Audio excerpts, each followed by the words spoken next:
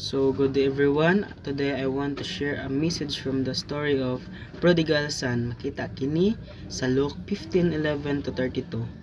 This verse show how God loves us even when we make mistakes. So, ang Ginoo gyud noon nga napakita gyud siya gugma bisan kita nga masayop. So sa verse 1 sa Luke 15:11 to 12, a man had two sons. The younger son asked for his share of inheritance and left home. So na usa ka batan-on nga lalaki no nga nangayo og pamana sa iyang amahan, og pagpangayo niya pagpamana sa iyang amahan ni hawa siya sa maong panimalay niini. So sa verse 2 makita kini sa Luke 15:13 to 16. The son wasted all his money and later suffered because he had nothing left. So katuday siya kay gi-waste na tanan iyang money, iyang gigasto bisag ahab sig unsa na lang iyang ipanggasto, og siya nag-suffered siya kay kani daw nahurot na daw iyang kwarta inana. So diri padayon ta sa verse 3. So makita kini sa Luke 15:17 to 19. He realized his mistake and said, I will go back to my father and say sorry. So na-realize din niya tanan no nga katuday yang gibuhat kay sayop gyud siya. So ningon ni ana siya siyang kagalingon nga mobalik siya sa iyang papa ug mangha siya og sorry. So diri sa verse 4 sa Luke 15 sa 15 to 20, while he was still far away, his father saw him, ran to him and hugged him. So diri din no kay samtang siya nagbaklay-baklay nakita siya sa iyang father nga nagpadulong. So kini nidagan niyang papa og pagpadagan si papa gihag niya pag-ayo kay ang iyang anak nga dugay na niya gipangita mo kay nakita na. So padayon tanon sa verse 5 sa Luke 15:21 to 24. The father celebrate and said, my son was lost but now is found.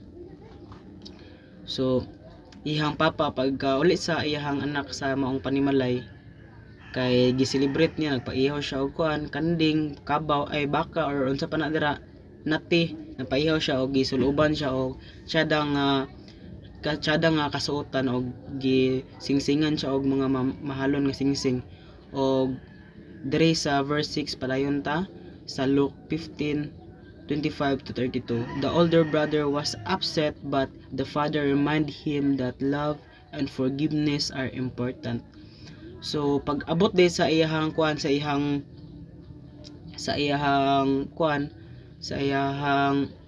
anak, ningon ang iyang papa nga bisan unsa pang mahitabo need kanang ang love and forgiveness grabe di siya ka important kay kung wala kay love and forgive, dili gid ta ingon nga di kita mahimo nga usa ka gapangalagad sa Ginoo wala tay love or forgive. Kay bisan si Jesus naay love and forgive kay sama atong nagpalansang sa cross. Bisan pag kita makasala di naman kita dapat ay pasaylo ato, pero naiyang paglove sa ato og iyang gi-forgive ta niya og niana siya sa maong nagkuan siya nga ama pasayloa sila o wala sila kabalo sa ilang gibuhat. Og sa diri sa conclusion sa Luke 15:11 to 32 teach us that God love never ends. Even if we go far away, God is ready to accept us again. All we need to do is return to Him with a sincere heart. So ang Ginoo gidayno nga kay napakita gipog gugma sa tuwa bisan pag kita masayop ngito usahay.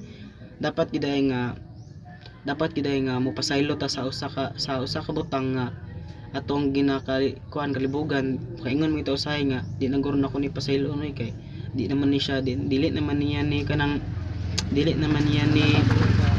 kuan kay grabe man kay siya sa grabe mo siya makakuan sa ko, grabe siya makalibak inana.